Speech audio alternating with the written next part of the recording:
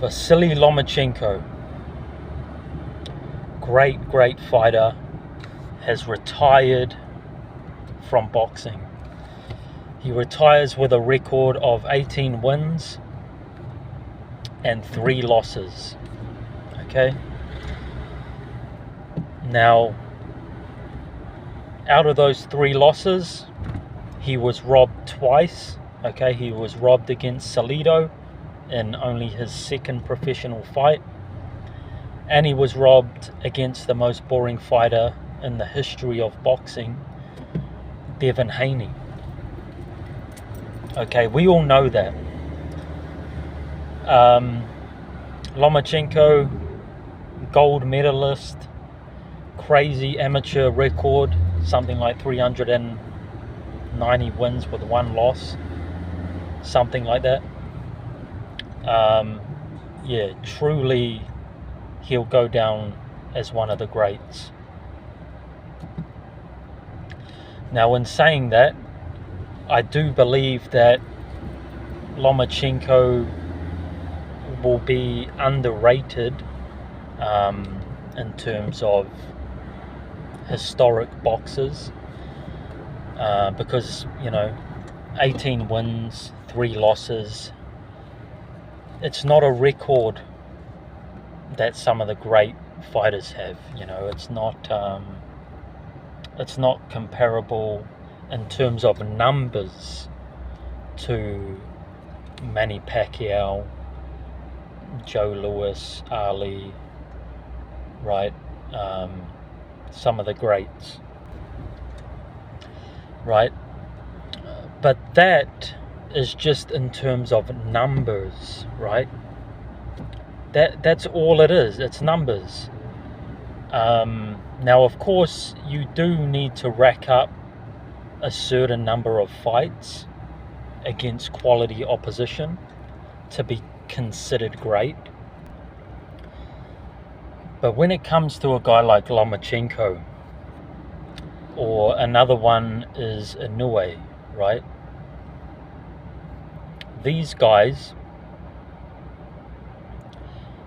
they start their first fight is against a contender. These guys have no warm-up fights. Lomachenko didn't fight a single bum, right? A single journeyman. His first fight was a guy with a record of something like 25 wins with 2 or 3 losses, something like that. Imagine your first professional fight, you're going in there against somebody 20 something wins, a couple of losses. His second fight was against Salido. Salido, a veteran by this time, had over 50 fights. So Lomachenko, 1-0, just started his pro career, goes in against Salido with over 50 professional fights, 40 of them wins. Now, against Salido, a fight which he lost on paper, number one, Salido blew weight. Okay, he came in over the weight limit. Number 2, he threw about 50 low blows or more in the fight. The referee did nothing about it. They were obvious low blows. Every single round he was throwing low. Ref did nothing about it. No warnings, no point deduction, no nothing. He should have been disqualified, but instead, not even a point deduction. And thirdly, I thought Lomachenko won the fight. Despite getting low blowed about 50 times, he still won the fight, in my opinion. I still gave more rounds to Lomachenko. Okay, so that was a disgusting robbery. Not only is the guy cheated in terms of weight, in terms of getting low blowed, but then he's also robbed. So now he's 1-1. In his third professional fight, he goes up against Gary Russell Jr. Okay, a highly skilled fighter. I believe his record was 26-0. So Lomachenko, now with a record of 1-1, he goes against Gary Russell Jr., a highly talented fighter, 26-0, undefeated.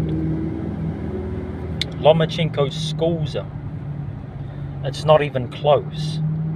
Lomachenko wins basically every round of the fight. From there, Lomachenko carries on. The next notable fight, I believe, would be against Nicholas Walters, maybe 7 or 8 fights into his career. Nicholas Walters undefeated, coming off a knockout win over Nonito Donaire, right? A very good boxer. Nicholas Walters stopped Donaire. Nicholas Walters is looking like a beast at 126. Power puncher, good boxer. Lomachenko gets in there with him in his 7th or 8th fight, makes him quit. This is an undefeated fighter, Nicholas Walters, and the 126 champion. Lomachenko makes him quit. Okay, enough said. He then fights Rigondeaux, I believe, in his next fight, or it might have been in the fight after his next. But he goes up against Rigondeaux. Okay, Rigondeaux probably go down as the greatest amateur of all time. 2 Olympic gold medals, a win over Donaire as well, a dominant win over Donaire. Rigondeaux going into that fight, I didn't know what was going to happen, because up until then Rigondeaux looked unbeatable. He's kind of like a Mayweather type fighter, very hard to hit. Just very good defense, a defensive minded fighter, great timing, and like I say, 2 Olympic gold medals, Cuban fighter. It was hard to see Rigondeaux losing. But again, Lomachenko went in there with him. Now, to be fair to Rigondeaux, he did come up in weight. He came up from 122 to 126 to fight Lomachenko. And yeah, Lomachenko schooled him. Again, like Nicholas Walters, Rigondeaux gave up on the stool. He didn't want any more against Lomachenko. So that's a great win. I remember people were split on that fight going into it. Some had Loma winning, some had Rigondeaux winning. A lot of people were saying that, this is the fight Loma gets found out, he's not that good, Rigondeaux's going to school him. Rigondeaux quit. It's that simple. So going on from there, Lomachenko starts to move up. 130. He takes on guys like Anthony Crolla, Luke Campbell, Linares, all good names. Beats them all. Now, his next loss comes at the hands of Teofimo at 135. This, in my opinion, is Lomachenko's only true loss, although some people say that Loma won the fight. It was a close fight. It was a competitive fight. Teofimo fought very defensive. He didn't throw a lot. He kept a tight guard. Made it hard for the smaller man in Lomachenko to really, get going. It's also said that Loma had a shoulder injury in that fight. I'm not, I don't like excuses. So I'm not going to say that's why he lost, but that's what allegedly he had a shoulder injury. But anyway, Loma starts very slow in that fight, doesn't get going till late in the fight, around round 8. When he does get going, he schools Teofimo. He rarely schools Teofimo. He's all over him. Rounds 8 to 11, Teofimo pulls it out in the 12th, probably wins the 12th round to seal the fight. But it was a competitive fight, right? It was a competitive fight where Loma started very late. He didn't get going till about round 8 or so. He was very conservative. Teofimo was very defensive, but when Loma did get going, he did show that he was better than Teofimo, because when he actually got going and started to get desperate and let his hands go, he was controlling Teofimo. He was dominating. But anyway, he loses that fight. The next loss he has at 135 is to the most boring fighter of all time, Devin Haney. Complete robbery, right? Loma wins that fight maybe 8 rounds to 4. Devin Haney, for some reason, and I don't know why, but for some reason this guy is protected, okay, by those inside boxing, the boxing elite. Getting this robbery win over Lomachenko, getting his undefeated record back after losing to Ryan Garcia, which you can say what you want about Ryan Garcia's tests, right? Failing drug tests, but nobody else has got that privilege. Devin Haney is the only guy I know of who has had a loss overturned, right? There might be others, but the point is this guy should have 2 losses on his record. Instead he's got none, and I don't know why, because he's the most boring fighter in history.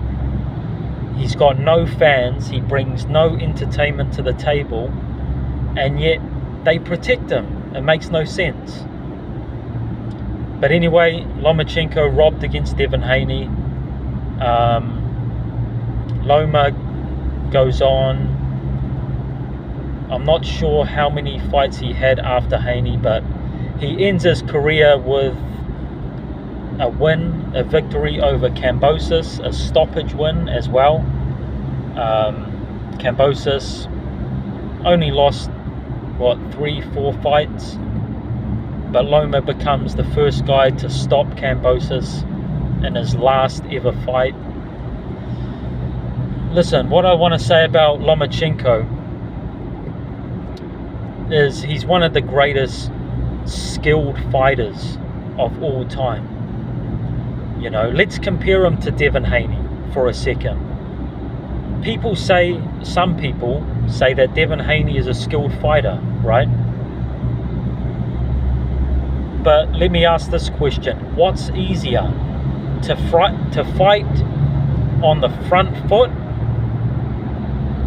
and show your skills, or to be defensive, fight on the back foot, stink out the joint, and not get hit?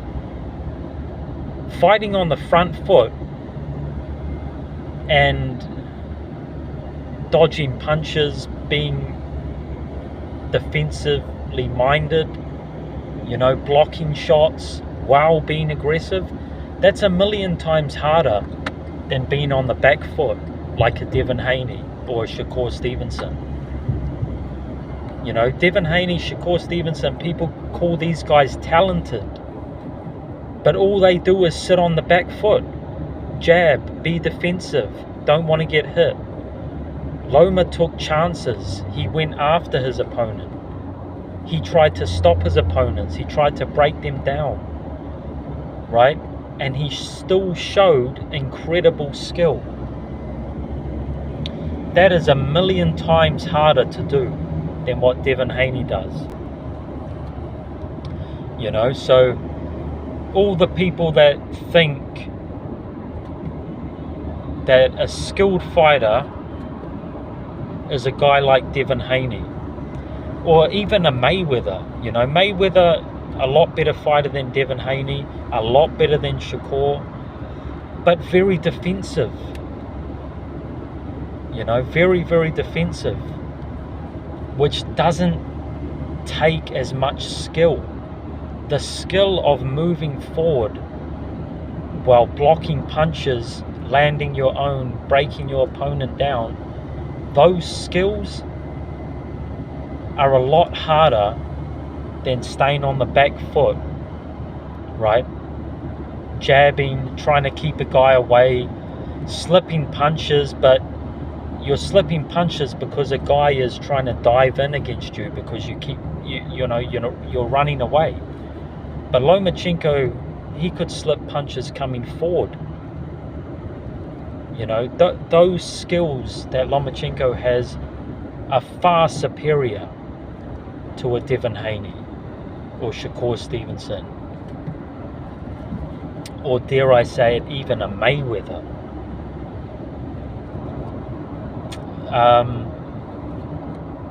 So yeah, there's my review. Lomachenko, one of the greats. He's got several great wins, several very good wins. One of the most skilled fighters of all time, and he did it the right way. You know, he did it the right way. Even though he had the skills to sit on the back foot and be defensive, he could have fought like that. He could have fought on the back foot and been very successful, but he decided, no, I'm not going to do that. I'm going to chase my opponent. I'm going to break them down. I want to stop them. That was always his mentality. So there you go. Lomachenko, one of the greats. Let me know what you thought of his career. Thanks for stopping by.